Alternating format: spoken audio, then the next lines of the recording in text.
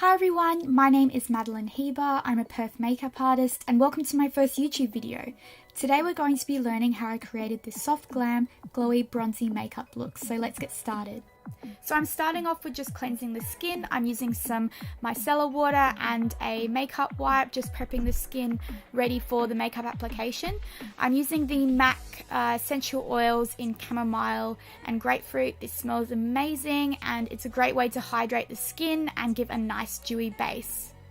Courtney has a dry skin type, so I'm also taking an oil on the décolleté area just to bronze up that area because it's got some micro shimmer, and then using an illuminating moisturizer. This is MAC Strobe Cream, so just so we're furthering that glowy texture, really ensuring that finish is really beautiful underneath the foundation. I'm using the MAC Prep and Prime in Radiance all over the face just to make sure the texture of the skin is nice and smooth. And using the Maybelline Age Rewind Corrector. This is an eye brightener, so we get rid of any signs of dark circles, and also a green concealer on any of Courtney's blemishes just to neutralize those areas underneath the foundation. So we're not using as much concealer and our foundation goes on nice and evenly. So now I'm using the Face Atelier Ultra Pro Foundation. This is a mix of shade 6 and 8, and I'm using this around the perimeter of the face, just so that the face and the body match, and then I'm using a lighter shade, which is a mix of 4 and 6, in the center of the face. So this is just going to add dimension by integrating it into the base and make skin look like skin. And then I'm going in with a bit of MAC Fix Plus on a latex-free makeup sponge. I'm using MAC Pro Longwear Concealer. I think this was NC20 or NC15. And I'm using this in the center of the face to further those highlights I applied earlier. And using that with a small kabuki brush to apply that, and blending it with a makeup wedge and a little bit of MAC Fix Plus on it just to sheer out that product again, remove any brush strokes, and just create a nice seamless finish. I'm being very gentle around the eye and under eye area as well, because we don't want to irritate the client. It can be a little bit uncomfortable if you're applying a lot of pressure there. I'm then going in and touching up underneath the eyes, just because when I sheared out the concealer before with the blending process, I did lose a little bit of coverage, so just touching that up.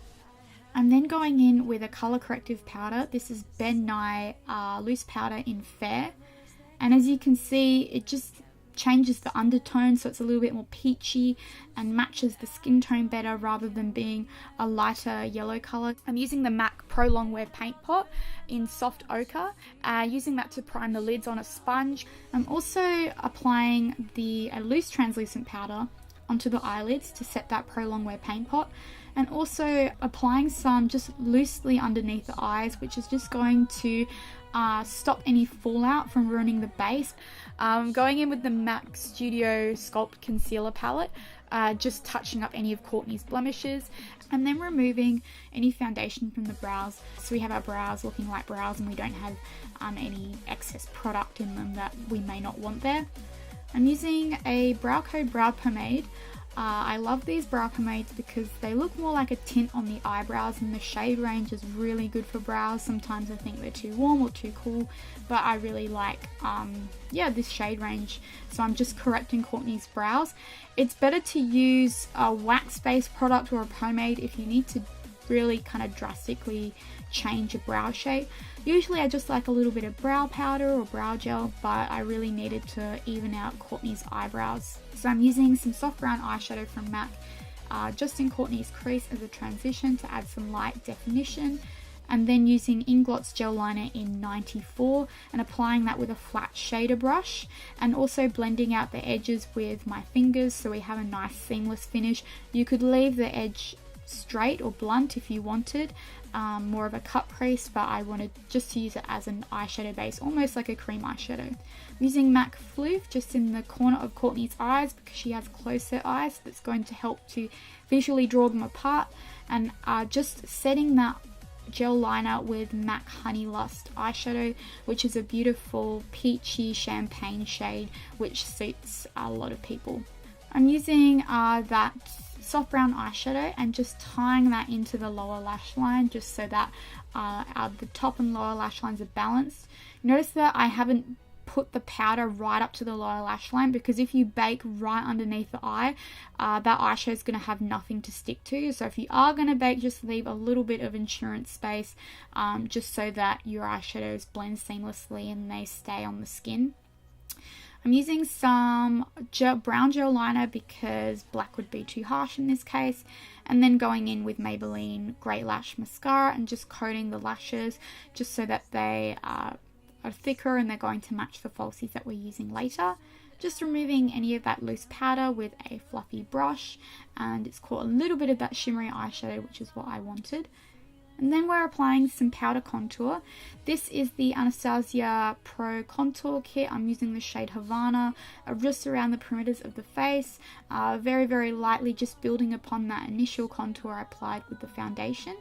And then using the shade Fawn and concentrating that just directly underneath the cheekbone to create more definition there. Courtney has a diamond shaped face, so helping to shade back that cheekbone is going to achieve more of an oval face shape. And then she has a triangular nose shape, so I'm really focusing that contour on the tip of the nose to try and get the bridge and the tip to be more of a similar shape. Then applying some false lashes. These are the Langston false lashes, which I buy from eBay. They remind me of Ardell Demi Wispies, because Courtney has closer eyes. I'm also using a winged false lash because that's going to visually help draw the eyes apart. So now I'm just applying some lip liner. This is the OCC lip liner in Trick, which is a peachy nude shade. Now I'm applying the lip liner so that the lipstick has a base, and we're just kind of mapping out where we want the lipstick to go. It's also going to help prevent the lipstick from feathering and moving around throughout the day, so we get a lot more longevity and wear out of our lipstick. And then going in and just touching up the sides of the lipstick with some concealer from that Pro Concealer palette. So then I'm just applying a blush. This is Illamasqua's Lover blush. It's a matte blush, but the tone is just beautiful to enhance a tan. And then just finally going in with a little opal from Becca just to finish up touching up the highlights. And there we go, guys. That's the completed makeup look. I hope you guys enjoyed this tutorial. Make sure to comment any video suggestions down below, like this video and subscribe, and I will see you next time. Bye bye.